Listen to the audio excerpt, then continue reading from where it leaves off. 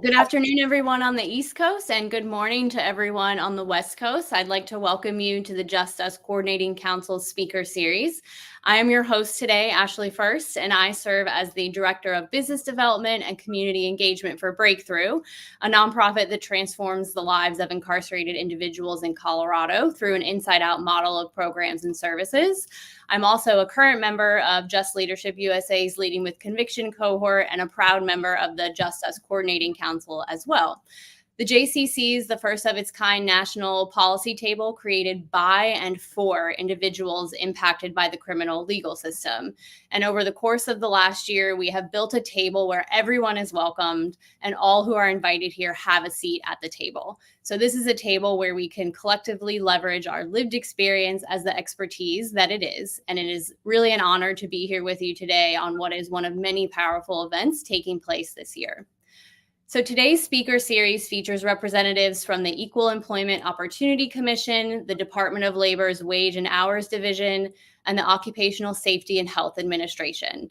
These experts will be highlighting critical federal resources and protections that support the rights of employees in the workplace. And by enforcing these protections, we not only reclaim the power of our civil rights, but we also help lay the foundation for future policymaking. And I'm joined today by our speakers, Terry Peters, Outreach and Education Program Manager for the EEOC Birmingham District, Kimberly McGahey and Nicole Williams, Community Outreach Resource Planning Specialist with the Department of Labor's Wage and Hours Division, and Isabel de Oliveira from the Occupational Safety and Health Administration. So welcome to each of you, and we look forward to hearing from you in just a moment. But before we dive into today's session, I wanted to take a moment to orient those of you who have taken the time to join us today exactly why the JCC is really a first of its kind approach to policy. Next slide. So in April 2023, the Just Us Coordinating Council, or the JCC, was launched as a national collective driven by system-impacted leaders, community members, and national organizations. So instead of seeking a seat at the table, we are actively building our own, and the JCC serves as the essential bridge to empower full participation in policy development and reform for formerly incarcerated individuals and their communities. Next slide. So why is there even a need for the JCC to exist and be built? There is a persistent relationship between poverty, inequality, and mass incarceration. And really for too long, the people closest to the problem are really closest to the solution, but furthest from the resources and power to advance that positive change. So shifting the status quo really requires investing in the sustained leadership of people directly impacted by the criminal legal system and standing alongside them to propel change forward. So at the JCC, we collaborate with government employees who have significant institutional knowledge, working with them as thought partners, leveraging their insights and expertise to really advocate for and address the needs of directly impacted populations. So this work helps the JCC shape policies and initiatives that better serve those impacted communities and ensures that policies, programs, and resources are really aligned with the specific challenges faced by these populations, ultimately advancing their well-being and opportunities for success. Next slide.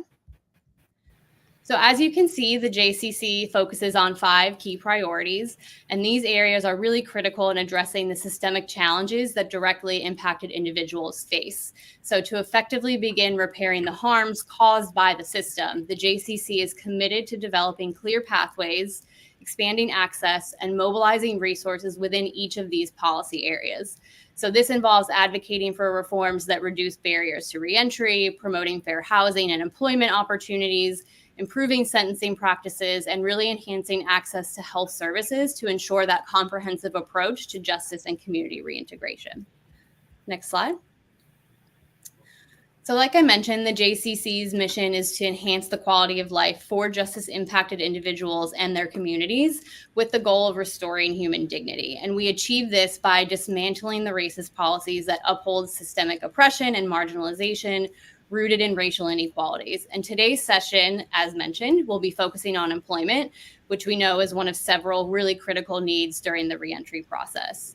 And despite the existence of federal resources and opportunities aimed at promoting equity, these efforts can be ineffective in really supporting the diverse needs of individuals trying to rebuild their lives and support their families. We know that discrimination in hiring practices frequently excludes individuals with lived experience, and the employment opportunities that are available can be unsafe or even exploitative. So, additionally, too few individuals are aware of their rights or the protections and resources that are available to them when those rights are violated.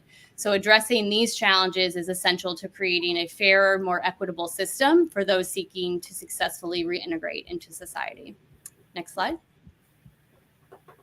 So, by centering our efforts around people, we aim to drive that systemic change that empowers justice impacted individuals and fosters that long-term equity and inclusion.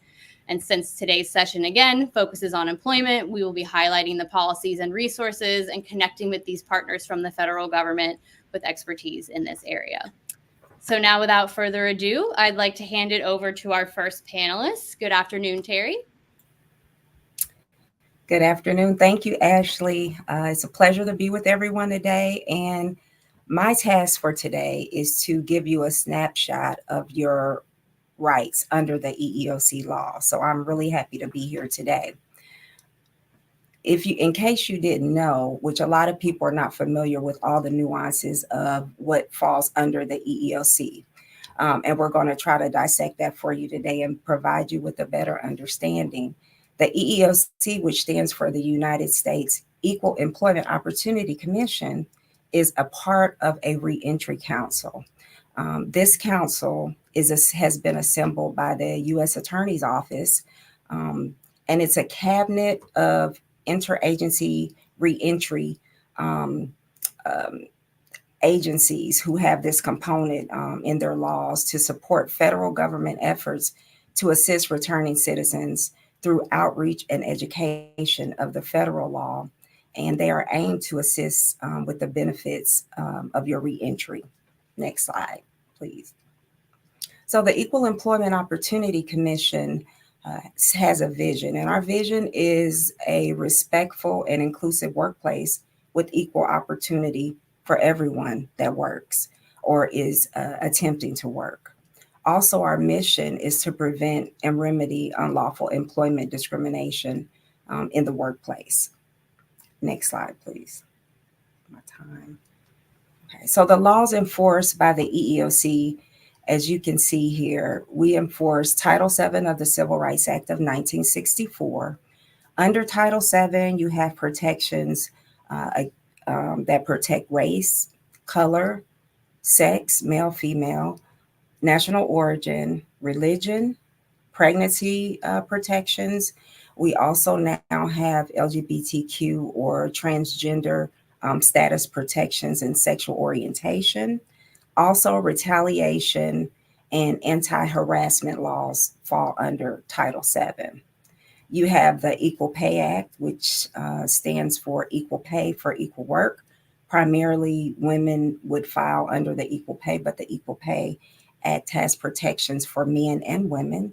The Age Discrimination in Employment Act, which could offer you some protections if you are over the age of 40 seeking employment. You also have the Americans with Disabilities Act, which protects those with disabilities.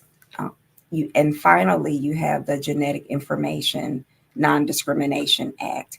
Now, these laws protect you in areas of employment in regards to being hired, firing disparities, compensation, assignments, transfer promotions, layoffs, job assignments, benefits, your pay, your leave, and all other conditions of employment. You also have the Pregnancy Workers Fairness Act, which is something newer that has come down the pipeline, offering additional protections for women who are pregnant and going through their pregnancy. Next slide, please. So Title VII prohibits employers from treating job applicants with the same criminal records differently due to their race, color, religion, sex, or national origin, or any of the other laws that I mentioned previously. These types of treatments, when they're not fair, we call that disparate treatment under EEOC. Next slide, please.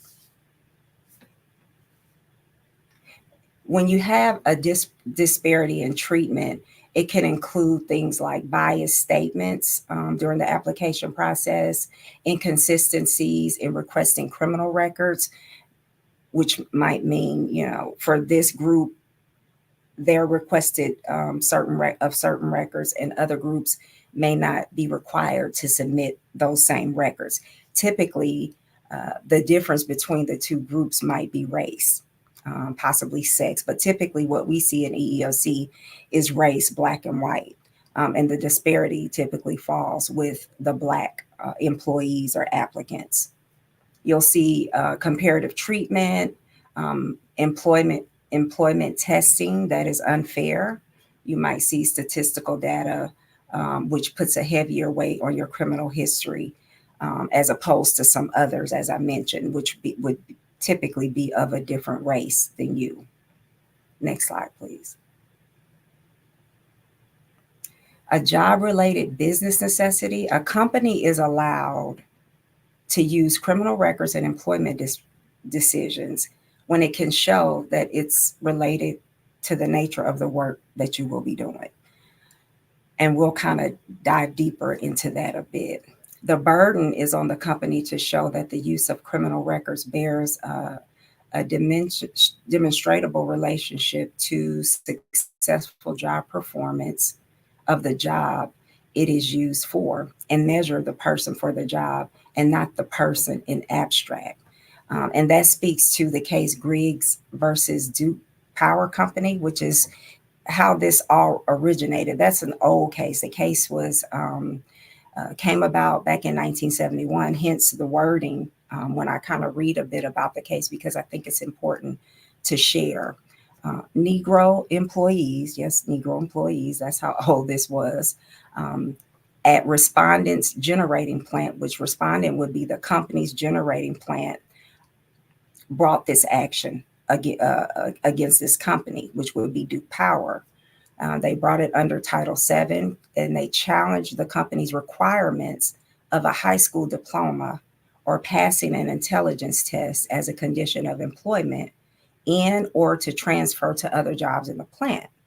These requirements were not directed at or intended to measure ability to learn to perform a particular job or category of job. So this act came about because of that disparity of, the requirement of one group having to pass this intelligence test or any kind of condition that has no relationship to the type of work that you'll be doing. It's really a way of trying to find a legitimate reason to exclude you, is exactly what it is. The act requires the elimination of artificial, arbitrary, and unnecessary barriers to employment that operate individually to discriminate on the basis of race, typically. And if, as here, an employment practice that operates to exclude employees, Black employees, cannot be shown to be related to the job performance, as I mentioned, is prohibited, notwithstanding the employer's lack of discriminatory intent. Even if there was no discriminatory intent, an employer may not use job requirements that functionally exclude members of a certain race if it has no relationship to measuring performance of the job duties. Testing and measuring procedures cannot demonstrate in employment decisions unless they have a connection to that job. And many, many years ago, an example of something like that, well, it was in regards to voting rights, though, would be the jelly bean test, where you had not typically, Black people had to guess how many jelly beans were in a jar before they could be allowed to take this test, another test to vote. So it's kind of something similar like that, unrealistic expectations being set. we see these things manifest today in today's workplaces. Oftentimes they're a bit more sophisticated, and that's where the investigation of EEOC comes in and complaints of discrimination. That's also where precedent is created through these investigations and these clever ways that employers will think that they are being clever and being discriminatory. Next slide, please. So time passed. Sometimes employers may say something like, within the last 10 years, or, if you have a criminal record, you won't be considered, or it has to be beyond so many years, or these types of explanations when you're typically when you're applying for a position. They might state the duration of the criminal conduct exclusion. While a case known as Green, the court did not endorse a specific time frame for criminal conduct exclusions. It did acknowledge that permanent exclusions from all employment based on any and all offenses were not consistent with the business necessity standard. So in Green, the plaintiff was arrested for resisting the draft, okay, and was excluded from a factory job at an airplane manufacturer. So what does the draft have to do with airplane manufacturing? Nothing. So there's no nexus or connection between the duties of that job and what the exclusion is. I haven't looked at that case specifically, but typically in those cases, someone is disproportionately affected by race, typically, which would be Black, I would highly guess, based on the history. So we kind of look at things like that. There's no connection. EEOC laws come about because there are things going on in the country where these laws are necessary, and different things that we see in cases that we investigate. So, there has to be a nexus. We had a situation where a recently incarcerated person was released, and they came to EEOC complaining that they weren't being hired. They were promised jobs primarily in fast food. They had a history in fast food. They had only done a couple of years in prison, and they weren't being hired. So we're going back and forth with EEOC trying to figure out, why you didn't get moved past the interview and et cetera, et cetera. Well, EEOC got the bright idea to ask the person what their conviction was, because typically that wouldn't matter to us, but sometimes you need to know.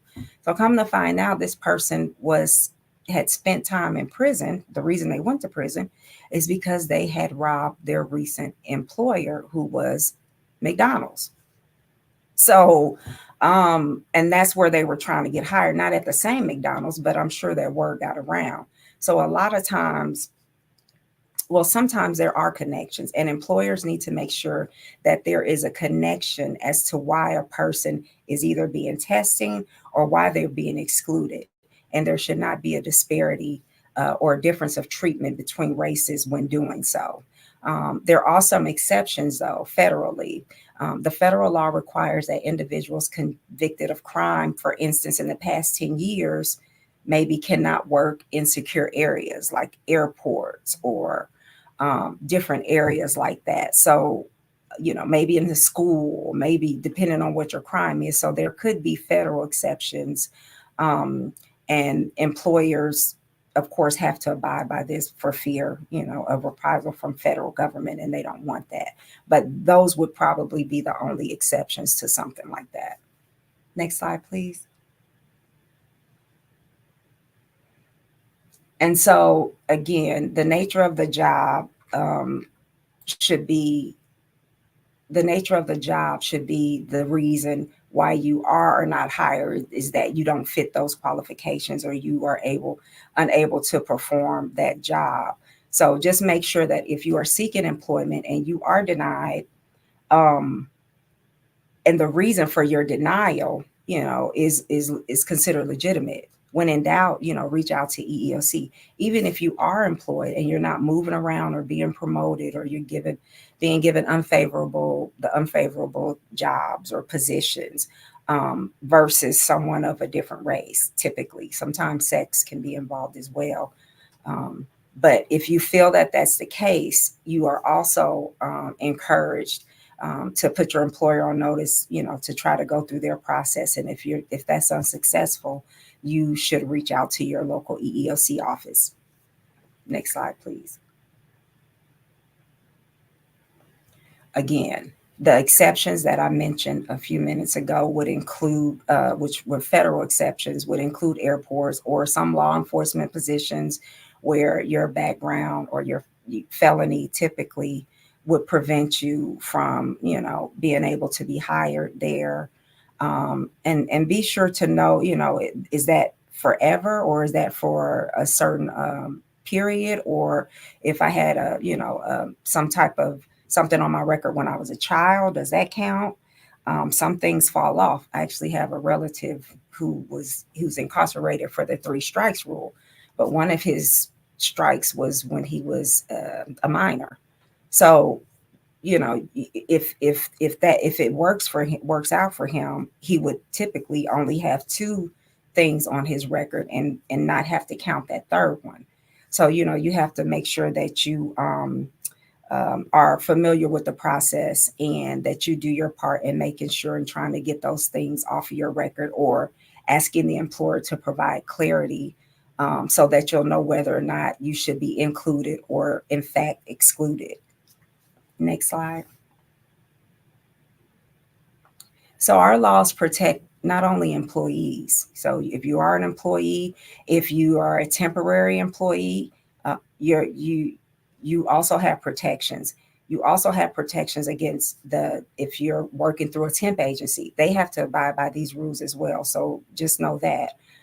If you are a job applicant seeking employment, you are protected by these protections as well. If you don't get the job because of something, and if you're not sure that someone else was treated better or not, still, I encourage you to pursue EEOC so that we can exclude that this was discrimination, because we have access to records that you wouldn't have access to. So former employees, if you were terminated and you felt that your termination was discriminatory, you could file a complaint. Undocumented workers, EEOC doesn't look at your documentation. So you have protections. We have actually prevailed on cases who have been filed by immigrant workers or migrant workers who are just here for periods or seasonal work. Independent contractors are something that they're not covered by EEOC, whether you have a record or not. Independent contractors work independently, and they don't, unfortunately, they don't have the protections from EEOC. Next slide, please.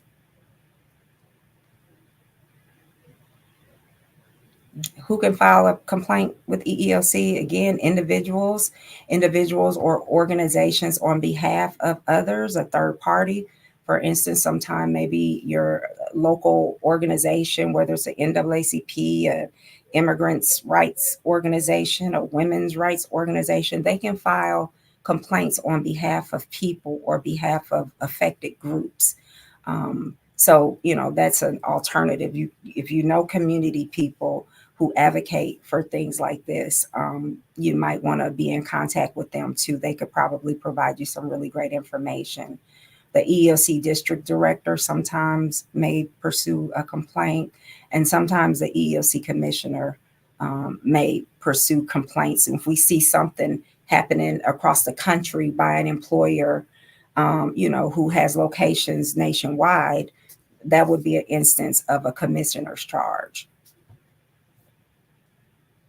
Next slide, please. Okay, for filing, actually, it says 190, but you have typically nationwide, you have 180 days to file your complaint with EEOC before it's too late to file on that issue. Some states, such as California, which is noted, has a 300-day filing period.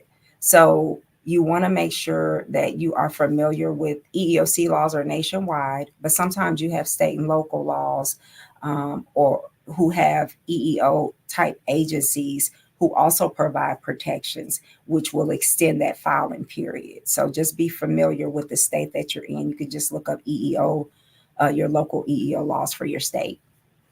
Next slide, please. This is the EEO process. And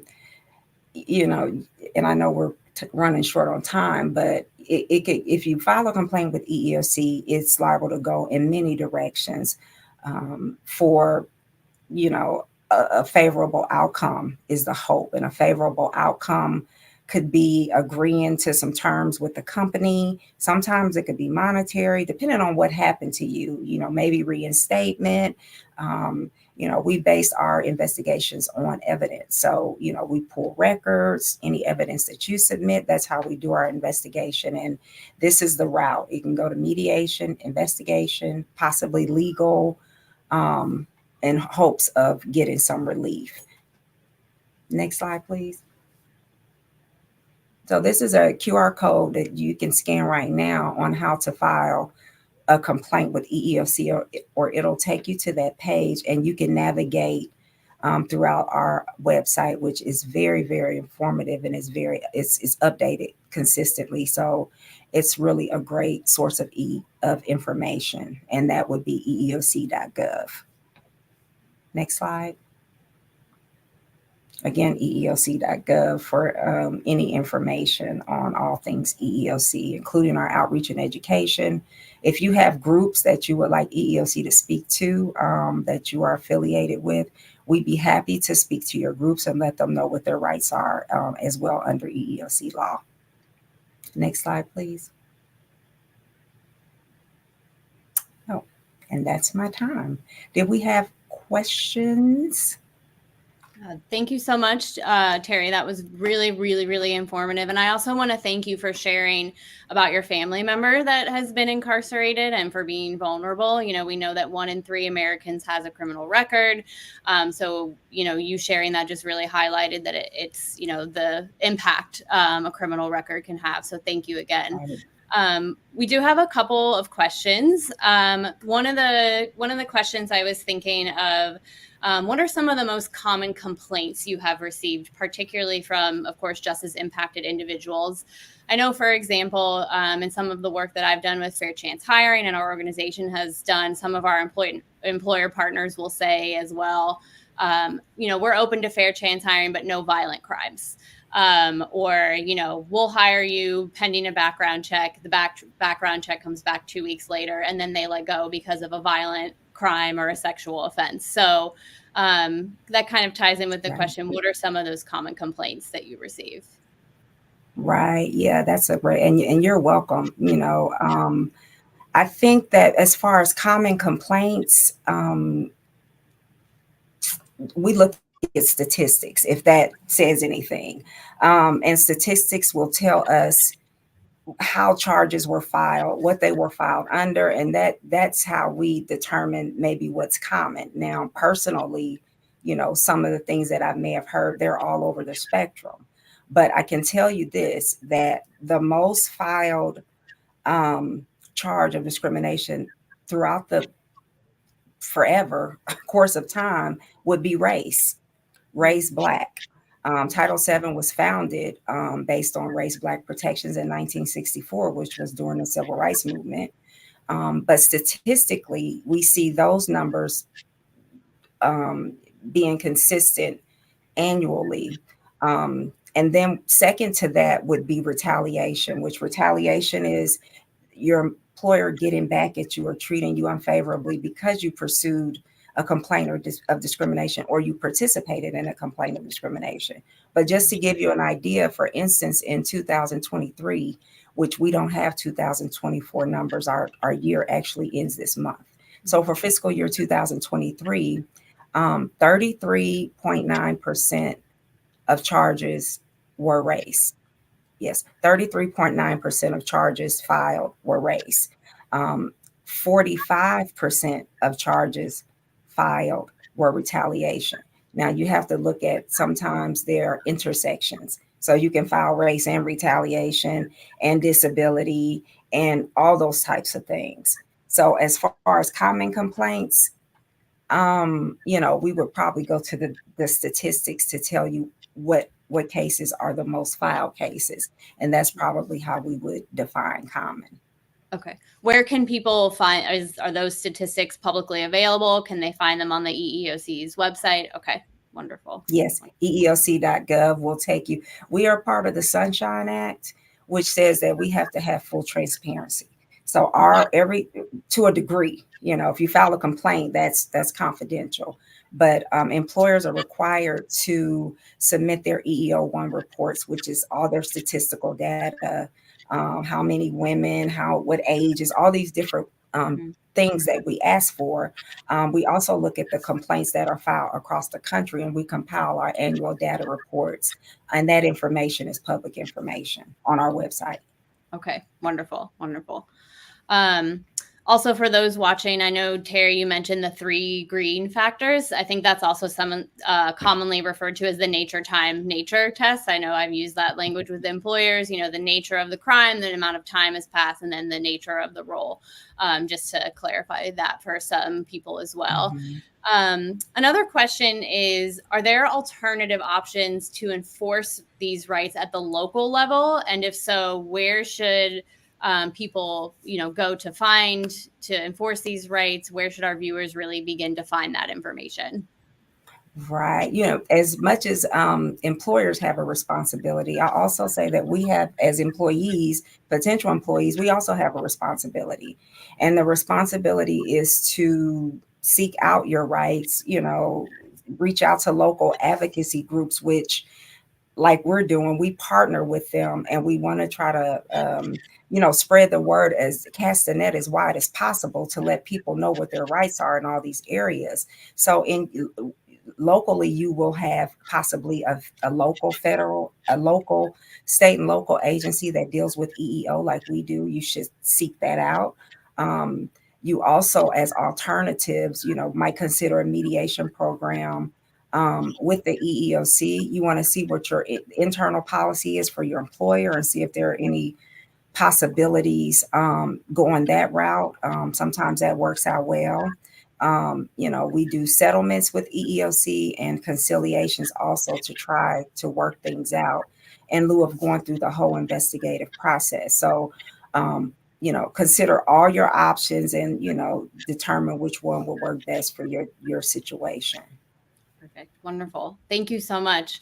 Well, thank you again, Terry, for all that wonderful knowledge. Really appreciate you taking the time to share today. Again, just for our viewers, we are distributing these slides post-event, so you all will have access to this information that Terry just presented as well. So thank you again. Thank you all. Yeah. So now we are going to transition to hear from our wage and hours folks. And in one of the JCC's very first speaker sessions earlier this year, we heard from the Department of Labor's Employment and Training Administration. So another really key entity in the DOL is the Wage and Hours Division, which enforces laws that establish those minimum standards for wages and working conditions in the United States. So their work and the standards they enforce really impact the lives of workers across the entire country. Just to note as well, while the Wage and Hour Division will not be taking live questions today, please continue to put your questions in that comment box and follow up ideas or concerns in the chat to really help us inform future presentations and resources that we can provide for you all. So here to share more about their work and how you can enforce your rights through their agency are Kimberly McGahey and Nicole Williams. And I will let you both take it away. All right. Thanks, Ashley. And we are glad and honored to be here today and to share information with you. Again, I'm Kimberly McGahey. I'm the Community Outreach Resource Planning Specialist. We're known as the CORES here in the Southeast region. And my office is in Nashville, Tennessee, and I cover the state of Tennessee. And I'll be presenting today with my colleague, Nicole. And we're going to provide today an overview for you of wage and hour. Next slide, please. Our mission, Wage and Hours mission, is to promote and achieve compliance with labor standards to protect and enhance the welfare of the nation's workforce. Next slide, please. So a little bit about Wage Hour Division. The laws administered by the Wage Hour Division covers 10 million establishments nationwide and 148 million workers. So that is a lot of coverage. That's a lot of workers that are subject to our laws. Employees are entitled to the protection of these laws that are enforced by the Wage Hour Division, regardless of immigration status. And there are over 200 wage hour offices throughout the country, and more than half of our investigators are bilingual, and nearly 600 wage hour employees speak another language other than English. 23 languages spoken, and nearly 500 wage hour employees speak Spanish. Next slide, please.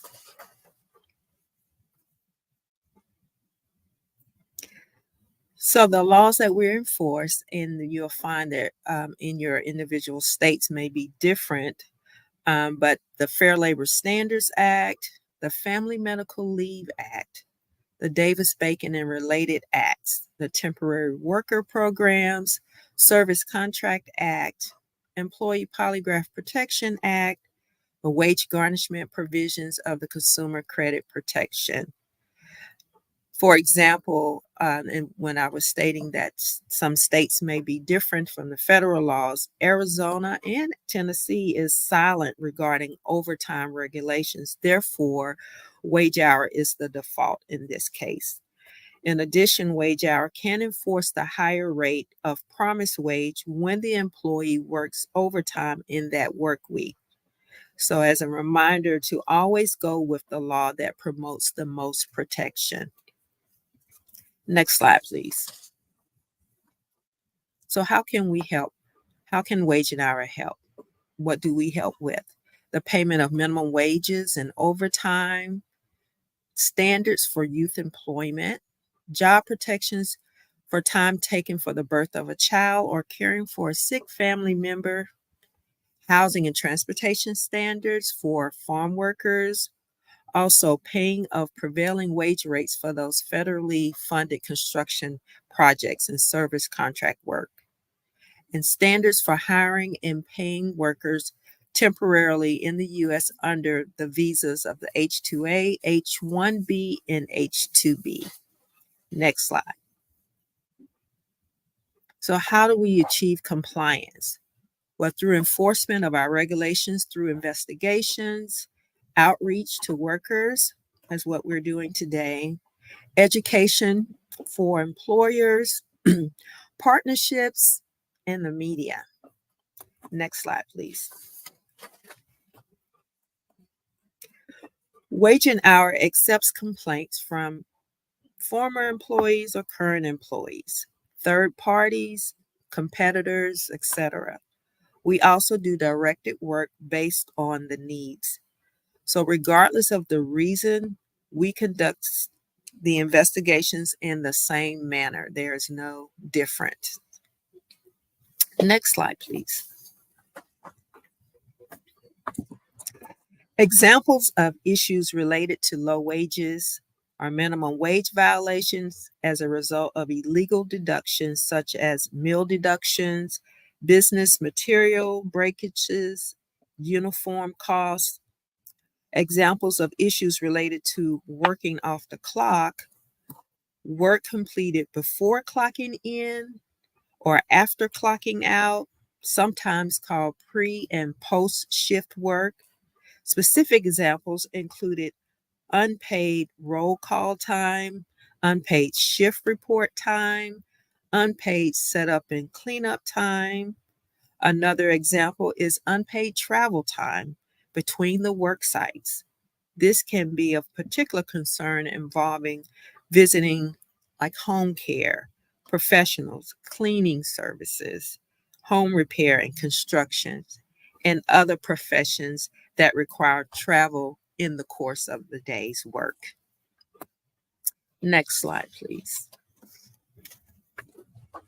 So some of the industries where you have find essential workers are listed here in agriculture, healthcare, grocery stores, first responders, restaurants, construction, day laborers, hotels, motels, janitorial services, just to name a few. Next slide, please. So where do complaints come from? Well, they come from employees that's former or present, a parent or guardian, school officials, other employers, advocacy groups, other agencies. Next slide, please. In the complaint intake,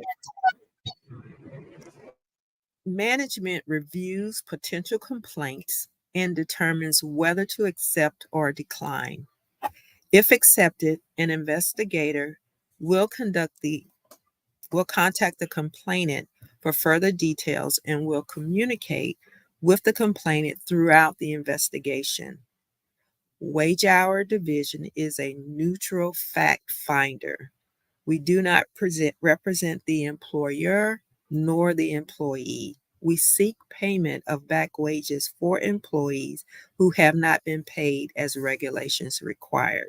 However, back wages are not guaranteed with each complaint accepted. Next slide, please. So the types of information that we need and that is taken for complaint intake is the employee's name, contact information, address and phone number, their duties, circumstances or actions that cause the potential violation of the law, and copies of pay stubs or personal records hours if that's been is available. And then the employer's name and points of contact and the address and phone number. Next slide, please. So our customer service wage hour answers hundreds and thousands of calls, 400,000 calls each physical year. And 95% of those calls are live in some time periods, thanks to the agency's modernized virtual call center.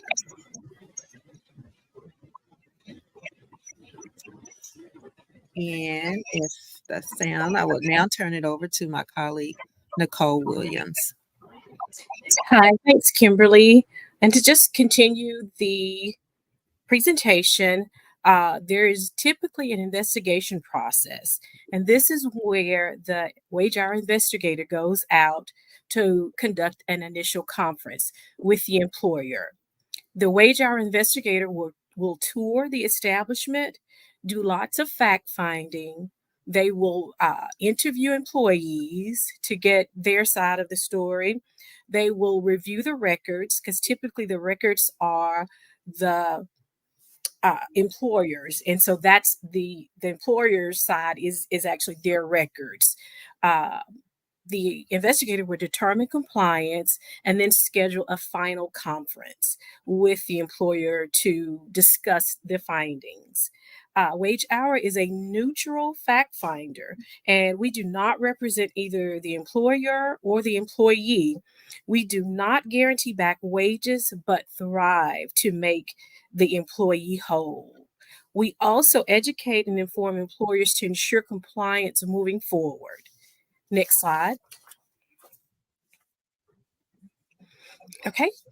Our impact is broad. We have serviced over 1.3 million workers in as little as 5 years. And that's more than the entire population of Las Vegas, Nevada, Orlando, Florida, and Cincinnati, Ohio combined.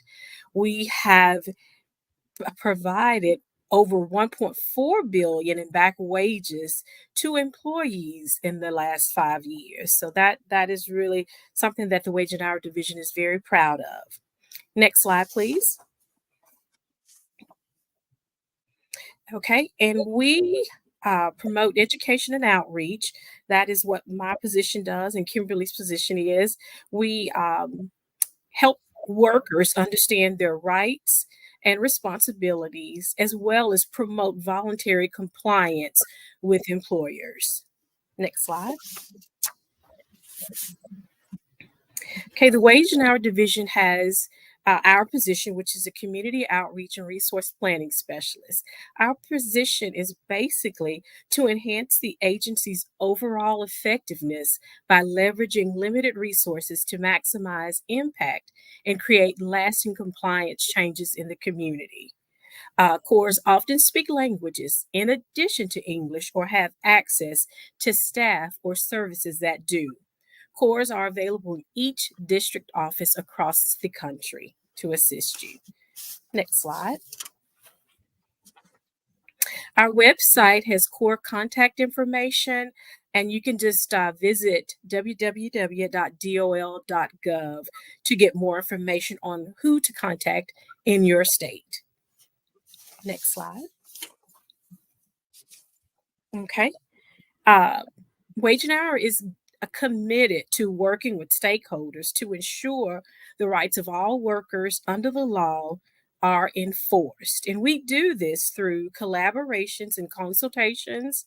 We work with community-based organizations, business associations. We work with federal and state agencies, worker right organizations, and foreign consulates. Next slide.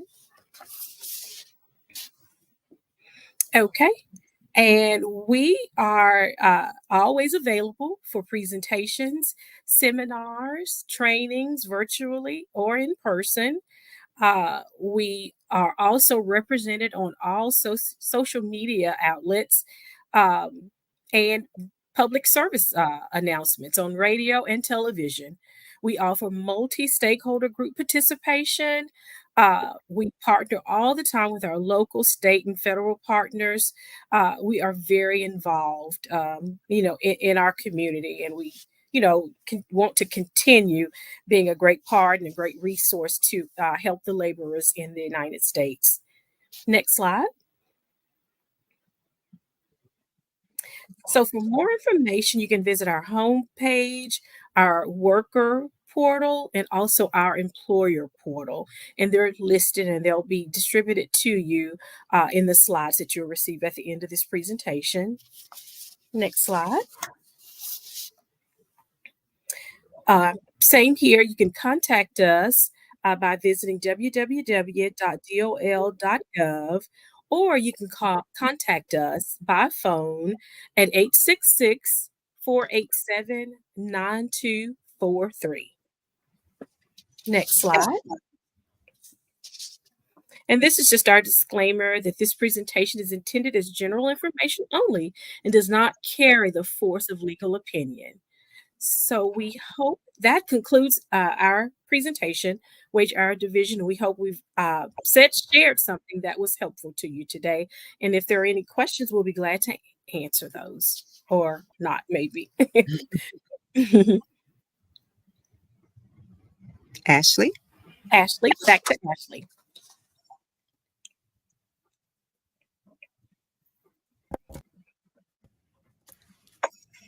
Thank you both so much, Kimberly and Nicole. Really, really great information.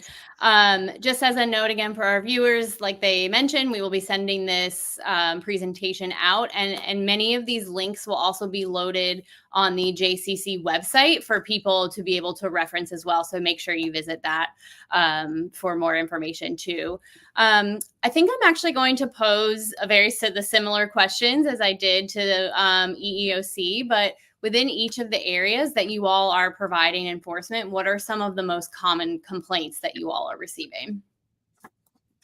In general, the most common violation we find is under the Fair Labor Standards Act, or FLSA.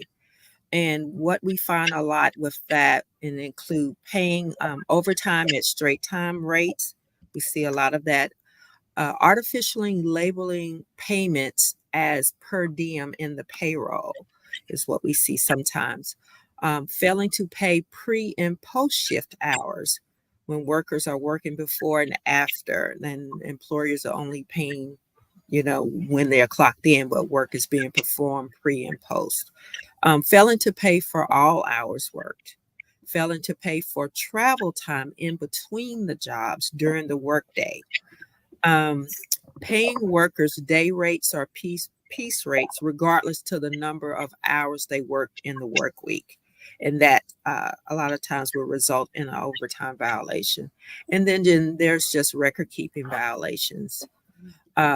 Violations of overtime rules continue to be one of the most common under the FLSA, all FLSA violations, and they accounted for 86% of the back wages in 2023.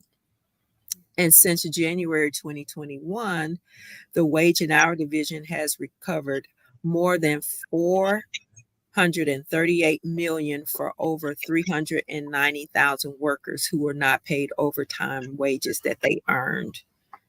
And over this same period, we recovered nearly $67 million in minimum wage back wages for nearly 107,000 workers. In addition, to the enforcing of the Fair Labor Standards Act and other fair labor laws, the Wage Hour Division is responsible for enforcing the Agricultural Worker Protection under the Migrant Seasonal Protection Workers Act, or we call it MISPA, and the H-2A visa program for temporary agricultural workers. So in fiscal year 2023, we concluded over 830 agriculture investigations, and we recovered nearly $7 million in back wages for over 7,000 employees and assessed over $6.6 million in civil money penalties. We also conducted nearly 200 investigations under the MISPA protection and recovered over $320,000 in back wages for over 600 employees. We also assessed over $1.3 million in civil money penalties. And in 2023, the most common violations that were found under MISPA were failure to pay overtime, to pay wages when they were due, failure to provide wage statements to workers, failure to disclose conditions to workers, failure to keep and make employer records, and failure to post the MISPA poster at the work site. They have to have that posted. The Wage Hour Division also concluded over 400 H-2A investigations in fiscal year 2023, resulting in more than $3.8 million in back wages for more than 5,000 workers. We also assessed, in this case, over $4 million in civil money penalties.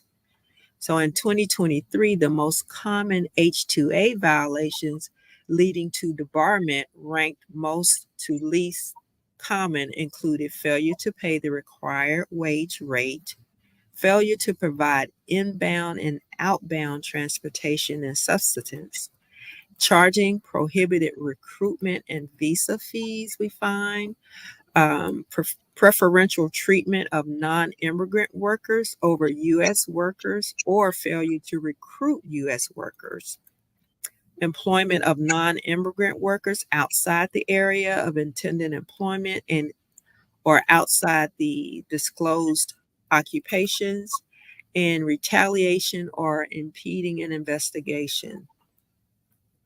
We also frequently find violations of the transportation and housing safety and health requirements of the MISPA and the H-2A program. So some of the most common transportation violations that we find include allowing unlicensed drivers to transport workers, expired vehicle inspections, insufficient vehicle insurance, and transporting workers in vehicles with bald tires, mechanical problems, broken lights, and without fixed seats. So common housing violations include overcrowding, unsanitary conditions, electrical hazards, and insect or rodent infestations. Yeah. And so those are the common ones. Thank you. Thank you. Thank you, Kimberly. Yeah, it's really, really great to know you all are out there advocating and ensuring that workers in the U.S. have access to the wages that they're owed, but also that their health and safety is Yes. also prioritized. So thank you both very much. Really appreciate you both coming on today. And we are about to transition into the OSHA section of our webinar today. So thank you again, Kimberly and Nicole. So really complementing the work of the Wage and Hours Division around these conditions of employment is, of course, the Occupational Safety and Health Administration. So while this entity also sits within the Department of Labor, the scope of protections that they enforce and the resources that they provide to employees and employers differs from both the EEOC and the Wage and Hours Division. So some of us on the call, or many of us, may be familiar or even already trained in OSHA standards, but those types of trainings really only scratch the surface of the resources that are available. So here to share more with us today is Isabel de Oliveira. Isabel, I'll pass it to you. Thank you so much. I very much appreciate it. I'm putting my information, should someone not be able to stay on or doesn't get the email for some reason, so they can just screenshot that. Again, I'm just here to review the worker rights for workers in the United States. Next, please. There's no way we're going to make you an OSHA expert in the next 20 minutes. It would be a Herculean task anyway. But this is just to clarify what are existing OSHA regulations. The best place, next slide, to find our OSHA information is the OSHA.gov page. You're going to get a little bit more information. We condensed this down for the time allotment today in the slide deck, but the best source of information you're going to probably get is either the OSHA.gov page or the compliance resource page that will also be attached, hopefully. OSHA's mission has been since 1970, yes, we are the youngest Department of Labor agency, is to assure safe and healthy working conditions for working men and women in the United States. Next slide. We do not say United States citizens. It is for all workers. It's for returning citizens, undocumented workers, temporary workers, all workers. As you can see on this slide, everyone has a responsibility for safety and health in the workplace. OSHA assures safe and healthy workplaces. Employers have the responsibility of providing a safe and healthy workplace, and the workers have to follow the safety rules. Next slide. The general requirement is that employers provide a safe and healthy workplace if we have recognized hazards in that workplace. Again, a number of years ago, we had the pandemic, COVID-19. So in the first few months, yes, employers could have said, oh, I really don't know what the hazards are. But then with CDC guidelines and so on and so forth, the hazards and the control methods of those hazards became known. So we always have what's called a general duty clause to provide a safe and healthy workplace. In addition, employers have the responsibility to provide training in a language and a manner that the worker understands, be it Russian, Ukraine, Spanish, Mandarin, Mongolian. It has to be provided in a language and a manner that the worker understands. Next, please. The employer also has to provide the OSHA poster and post it somewhere so that all workers can see what information they have and they can read it at their leisure. The poster will have the worker rights and the employer responsibilities. In addition, they have to keep illness and injury record keeping requirements. These are a little bit different than state or Commonwealth specific workers' compensation injuries, but they are often similar. Keeping those records will help the employer determine, do they have a severe injury? If a severe injury is sustained by one of the workers, it needs to be reported. For example, employees who die at the workplace, that is a required notification to the United States Department of Labor Occupational Safety and Health Administration within 8 hours. Should a worker have to be inpatient hospitalization, not just the emergency room for observation, but inpatient hospitalization, that's a required reporting. Loss of an eye or amputation. Even if that amputation is reattached, modern medicine is miraculous, but any amputation would still need to be required reporting in all 50 states and some of our territories. Lastly, on this particular slide, we're just going to mention that employers have the responsibility to provide and pay for personal protective equipment. And because humans come in different shapes and sizes, that personal protective equipment needs to be sized for the workers, for the hazards that they're going to be exposed to, not just because they want that particular personal protective equipment. If they don't do the task, then obviously they may not be required to have or be issued personal protective equipment. Next slide. Employees have the responsibility to report unsafe working conditions and injuries to either the management or to OSHA. They can assist during OSHA investigations, request training if, again, they haven't had that particular training recently. If it's a task, they don't do that frequently. And again, request personal protective equipment. Should they gain weight? Should they lose weight? Should they not be fitted with the proper personal protective equipment? Next slide. Oops, you skipped one. Whistleblower protection. Thank you.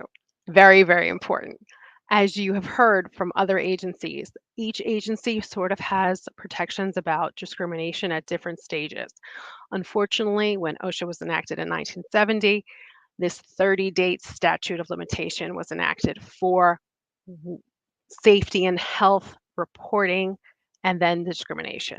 So should an employee exercise their rights about complaining about the safety and health of their workplace, they believe that they were discriminated against, it is best to file a retaliation protection complaint of whistleblower protection, because 30 days is not a long time. Retaliation could include reducing pay, hours, firing, laying off, suspended, reassigning, disciplining, demoting, harassing, blacklisting, just to name a few. The most common one we hear is that an employee does sustain an injury. He's in the hospital. The employer comes in, oh, I'll take care of you. Don't worry about it. Da, da, da, da, da. And then the bills come due. And or they get healthy and then they want their return to work, so to speak. And the employer is like, nope, you're not coming back to work. So again, filing that complaint is your best option to see if there could be whistleblower protections put forth to the employee. Next slide, please. We're going to be covering now where you can find that information. The OSHA poster, it is not cliche. It is a required posting. Again, break room, somewhere in the building so that employees can read it and review it. It has to be conspicuous. It is available in several languages. It is free, so an employer doesn't even have to pay for it. Should the employer be in a state that has a state plan, and we'll get into what that means in a little bit, they can have their own version of this poster. Next slide. They come in various languages. It could be Spanish, Korean, Portuguese, Tagalog, or Vietnamese for some examples.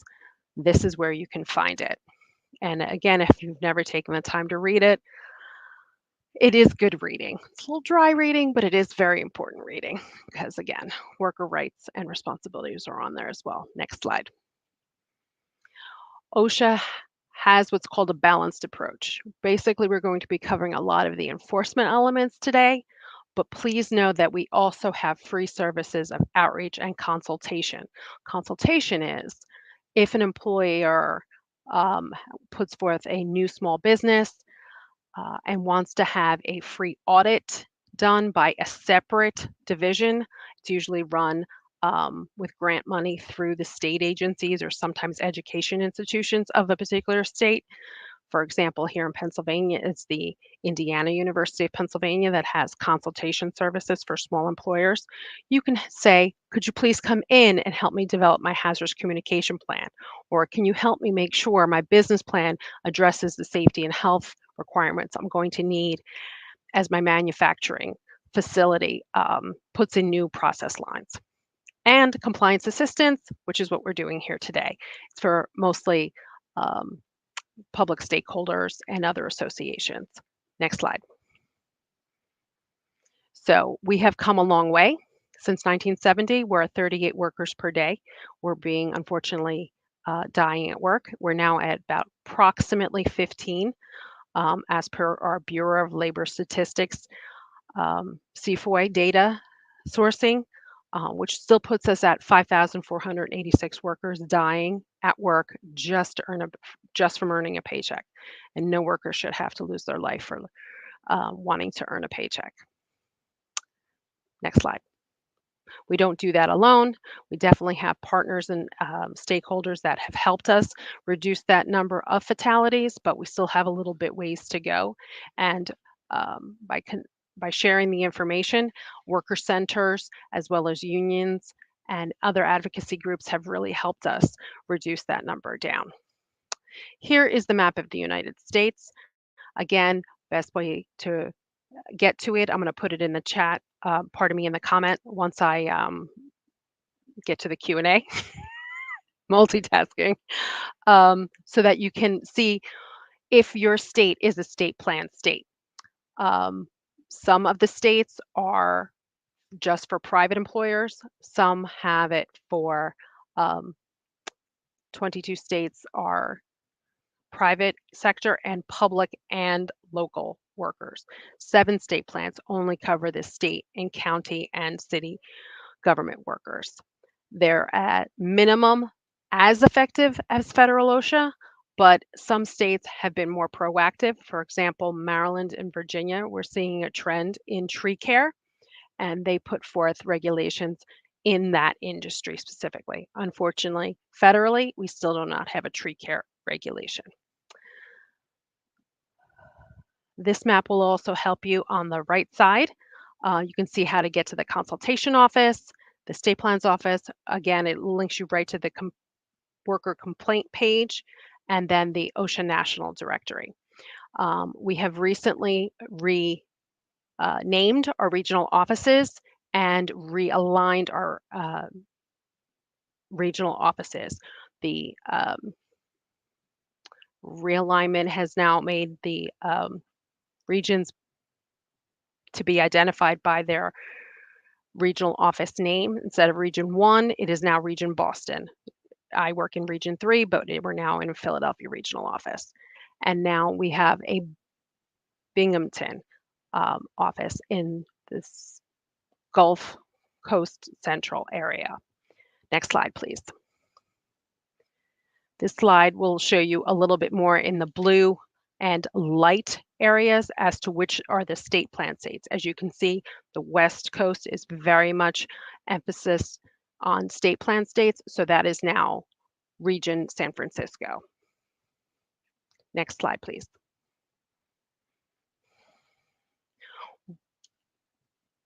You'll see that OSHA has listed the top 10 hazards of what we're finding in violative conditions.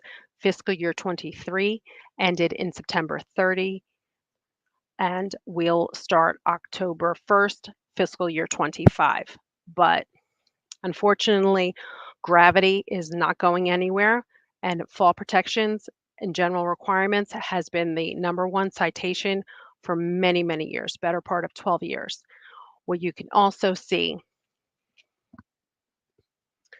is that the ones that are underlined are construction statutes, the ones that are not underlined. So we have fall protection, hazardous communication, ladders, scaffolding, powered industrial trucks, sometimes called high-lows, lockout tagout, which is for de-energization. It is not just for electricity. It could be pneumatic, radiological, gravity, pneumatic, mechanical, steam.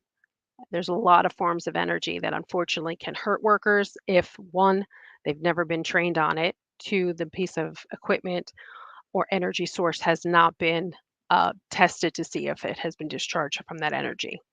The training requirements for fall protection are just as important. And then eye and face protection in construction is still a very common hazard, and machine guarding.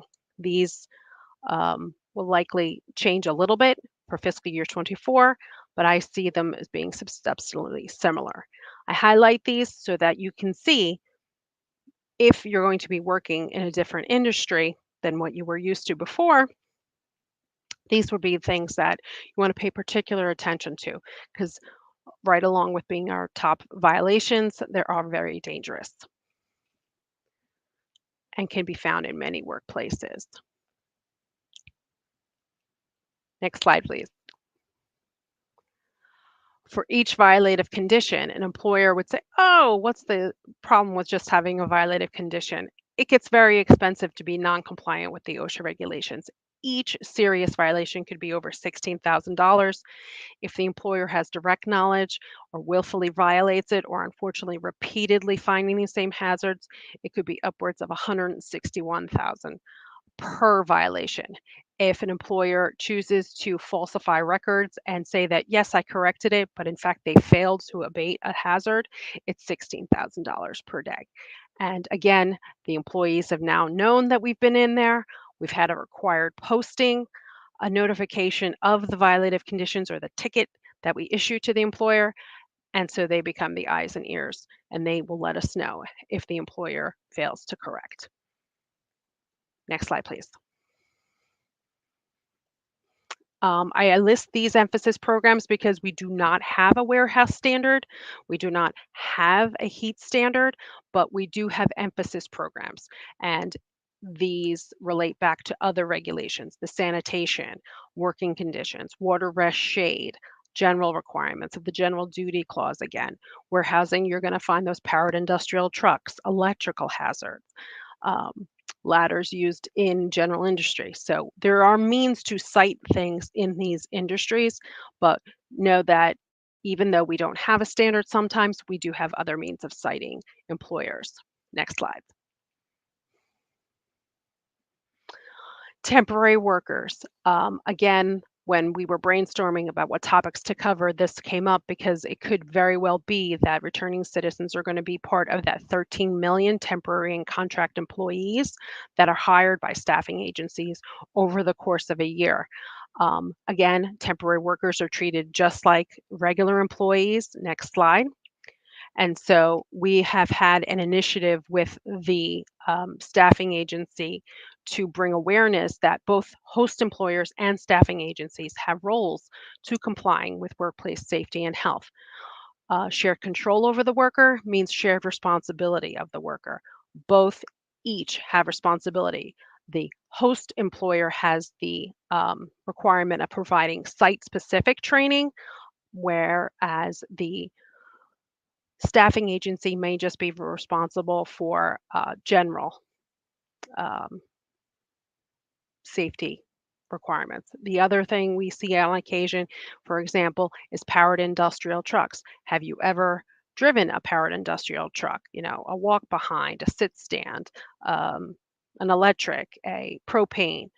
That's fine, but the employer of the facility, the host employer, still has the responsibility to make sure the worker has been observed under that specific facility's layout, because there could be one-ways, there could be pedestrian walkways. What do the blue lights mean? This is all site-specific training. Next slide, please. This happens to be some of the examples of the temporary worker initiative bulletins, and that slide did not come through well because that's teeny tiny writing, and I do apologize, but we have over 13 industry bulletins that all have clarification of both host and staffing agency responsibilities. Next slide. In addition, we have a lot of other compliance system resources, our safety and health topics page, other publications in multiple languages, as well as our compliance assistance resources. Next slide. September is usually our Suicide Prevention Awareness Month. 988 became just as important as 911 in the last few years, and the stigma of wanting all workers to have mental health awareness and knowing that suicide is a complex public health issue and it impacts workers in all socioeconomic classes, as well as especially high amongst construction workers due to the worker stress, seasonal work, demanding schedule, and also the possibility of workplace injuries, as well as the pharmaceuticals and medicines that they could be taking. So we have a poster that we emphasize and we bring awareness all year round, but especially in support of Suicide Prevention Month. Next slide. Transitioning harshly to what available resources does OSHA have? If you want to avail yourself of an industry specific information, know that we have grantee developed material. It was developed specifically for new businesses, limited English literacy, proficient workers, low literacy, youth workers, temporary workers, hard to reach and vulnerable workers, and many high hazard industries with high fatality rates. So on the OSHA.gov Harwood grants page, next slide, you'll find a means of sorting through to find warehouse work, or I'm looking for something in English, Tagalog, or Vietnamese.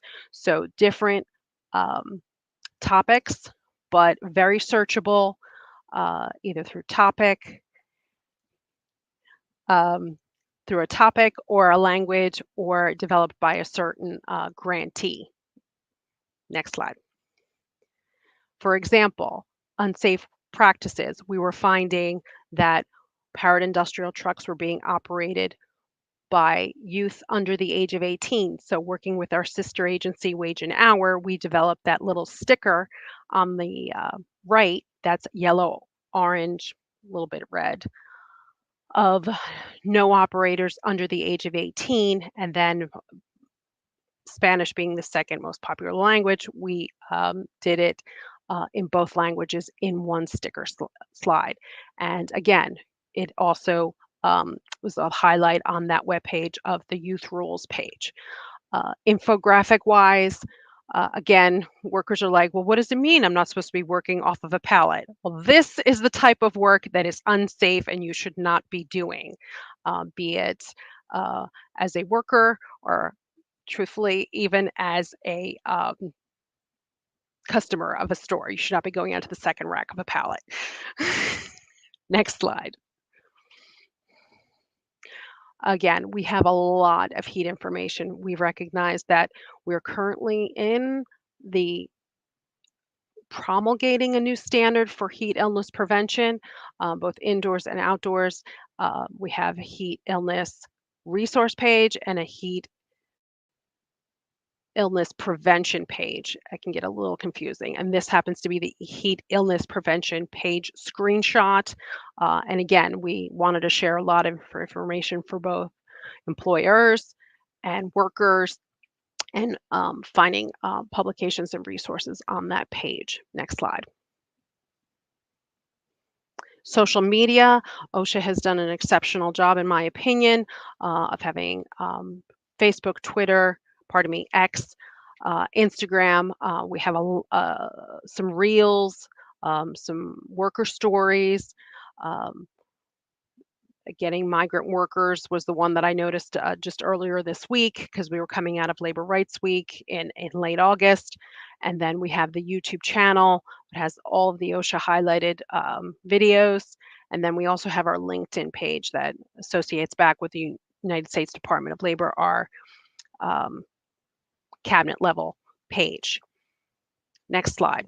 If you're looking for more information, again, OSHA.gov. If you're willing to receive 2 newsletters per month, you can subscribe to the quick takes. There's also, it comes in English and Spanish. We also have the Spanish only, Información Rápida, so you can sign up for that one as well. There's also a heat newsletter. We also just finished Safe and Sound campaign, which is highlighting the safety and health management program. We don't have a standard for that, but again, if you're looking to develop a business plan, the safety and health management guidelines are very helpful to develop a great business plan, so you integrate safety and health in the front end of your business plan. Retrofitting is always harder. Getting your safety culture up and running, always best to do it up front and often.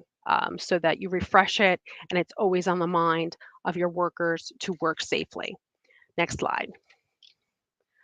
This is our general information line, 1-800-321-6742.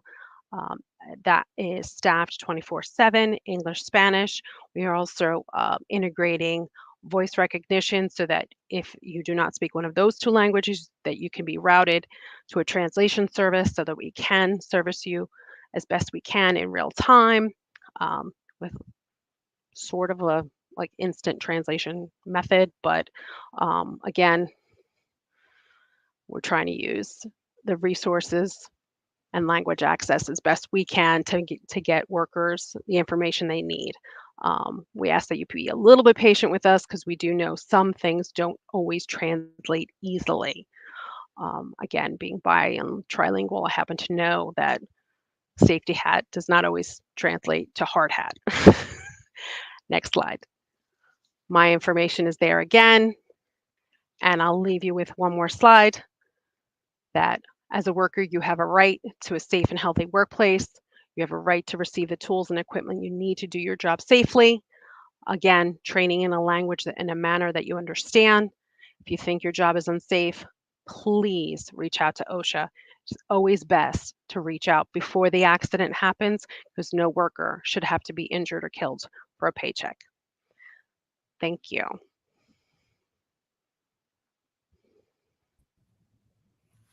Thank you so much, Isabel. Really incredible the amount of information that is out there, the amount of protections that exist, and really how specific a lot of these rights and protections are to the industries that justice impacted individuals find employment in: construction, landscaping, of course, working outside in the heat. So really quickly, if someone believes that their rights have been violated, how do they decide what type of complaint to file? What does that process look like? Yeah, that last slide in the packet is really helpful for that. It is a matter of is it a safety and health complaint for the conditions of the workplace, or is it a case of I have raised the complaint to my employer and then I was discharged, let go, fired, demoted, changed shifts. It's could be both, or it could be one or the other. Again, unfortunately, due to the statutory limit, we have that 30-day limit on the discrimination whistleblower complaint. But if the conditions continue, yes, we still have the safety and health complaint. Should it be a one-off where, again, that high-low or forklift was not taken out of service and it had bad brakes and it had an unfortunate accident with 2 or 3 workers, we have to do that investigation within 180 days, 6 months of that condition.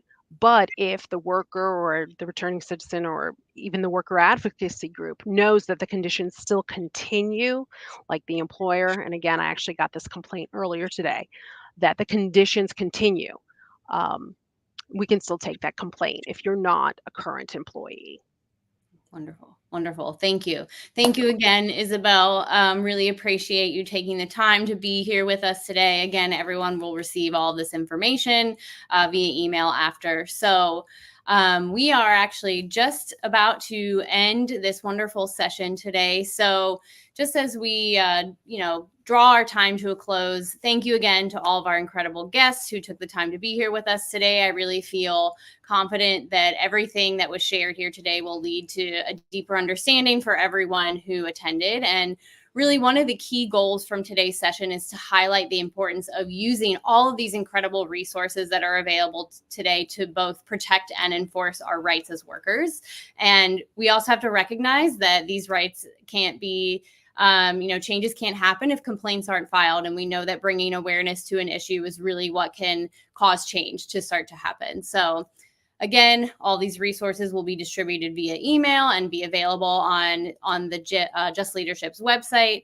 The email you receive after this session is over will also include a survey to gather your feedback on how we can continue to bring resources and information to you and your communities to create that maximum collective impact that we are seeking. And if you have your phone close by, you can also use that. You can also scan that QR code that you see on the screen right there to complete the survey ahead of time, or just pull it up and get back to it later, maybe when you're at home sitting on the couch watching TV. So this month, we also want to highlight a couple of opportunities where you can participate and lend your experience and expertise to federal policymaking. First, all of you who are JCC members will receive in your emails an invitation to participate in a survey from one of our member organizations, the National Consumer Law Center. Their team is highlighting the rate and impact of identity theft when individuals are incarcerated. So we really encourage you to share your experiences with them as they work to enhance protections. And second, the Just Us Coordinating Council is currently reviewing a new public comment opportunity related to heat protections in the workplace. We want to continue to feature our personal experience and expertise in these policy-making decisions and processes. So be on the lookout for information about that, on how you can share more individually and sign on to our collective efforts. And I also just wanted to add a couple of personal thoughts at the end of the session today. Just as impacted individuals, we are often described as resilient, which we undoubtedly are. We have to be. But when faced with constant discrimination and rejection, even the strongest resilience can really wear thin, and it becomes hard.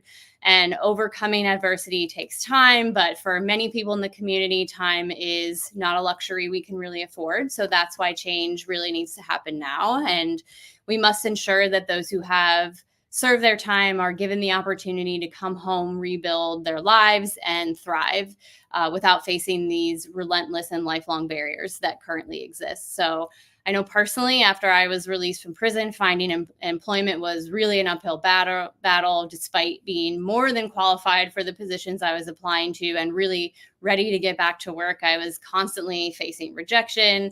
I'd receive job offers only to have them rescinded when my background check came delayed, even when my crime had no direct relevance to any role. And of course, these rejections can really chip away at someone's self-worth, make them question their value, whether or not they can really rebuild their life. And it felt like no matter how hard I tried, society wasn't willing to see me for who I was now, only for the mistakes that I had made. So this constant cycle of hope and then disappointment was demoralizing. And it made me realize just how deeply discrimination is embedded in some of the hiring practices for those of us who have that direct lived experience. So I encourage everyone here today to really get involved with the Just Us Coordinating Council, the JCC. Throughout my involvement, I've had the really invaluable opportunity to engage with key federal stakeholders, amplifying my voice and contributing to that meaningful systemic change that we are searching for. For example, during Second Chance Month, I was here in DC and we did a reentry simulation with the Department of Justice. There's no other time when I've been given that opportunity unless I was engaged with the JCC. So together we can really make a difference. So if you are a member of your circle or your community, would benefit from sessions like today or even other resources for policy and advocacy, please visit the website, justuscc.org. Follow the JCC on social media, follow Just Leadership on social media, and really we encourage you to join, become a member, and share about the opportunity to join the JCC. So thank you all for taking the time today. We, again, thank you to our amazing panelists for taking the time to be with here and share your vast knowledge and expertise. We really appreciate you being advocates for us. So thank you all. Have a wonderful day.